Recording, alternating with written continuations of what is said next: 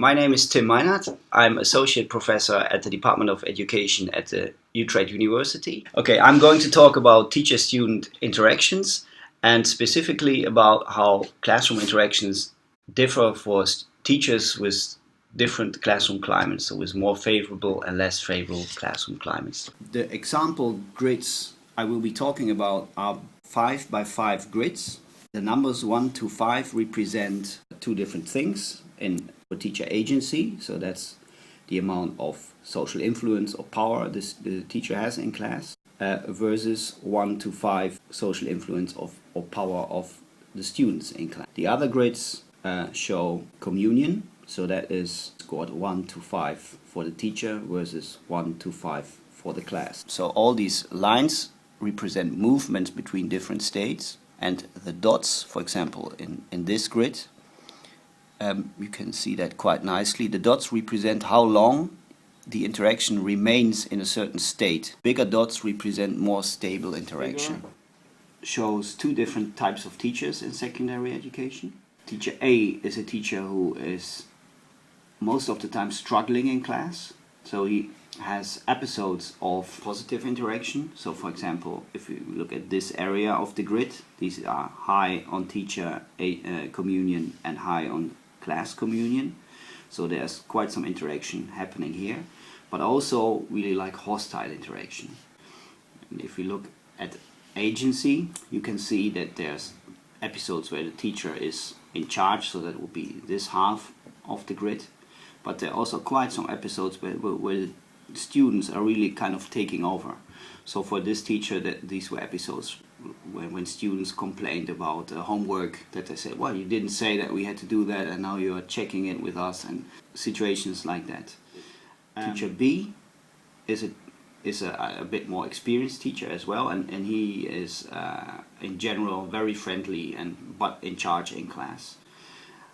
So if you look at the interaction patterns, you can see that, for example, what is quite different from teacher A is that the dots are much bigger. So that means that this teacher, or in this classroom, interaction is moving much less between different types of interaction, different states. So it's much more stable and calm. You can also see that by looking at these peaks or little episodes where interaction is moving through the grid. So for teacher A, for example, in the agency grid, he moves, or the interaction in this classroom moves to quite extreme states, or really high agency of the class, very low agency communion states, so low friendliness for the teacher and class, so mutual low. While these areas, nothing happens at all in classroom B in these areas, so that's very typical. So when we say agency, it's strictly on the interpersonal level. So it's not about students having autonomy or deciding which tasks they do or demand. But why does their classroom differently? Why is the climate more or less pleasant or conducive to a good work climate? Is because of these little projections. So it's about consistency.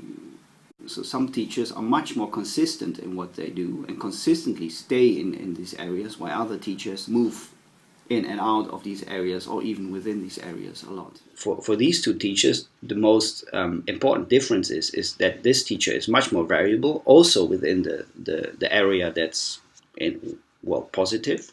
He's having much smaller dots and is moving much more around, but also he has much more episodes where where the interaction projects out of this area. So this happens much more often here than here. That if you would just take the mean scores of the teacher communion, for example, these two teachers probably wouldn't be that different. While if you would look into the classroom and get the atmosphere, you would say, the difference is obvious. Teacher A is kind of triggered by classroom behavior to act in a less friendly way, or is triggered to become very agentic. So 5, that's really like giving a lot of power, maybe yelling even. So in class, try to frame what's going on more as a professional challenge than as a personal threat to yourselves. So don't take things students do personally. Take more like distal perspective in, well, is this appropriate in classes or not? Well, no, it's not. So then you don't need to get angry or agitated. Just tell the student, well, this is not normal. Do something else.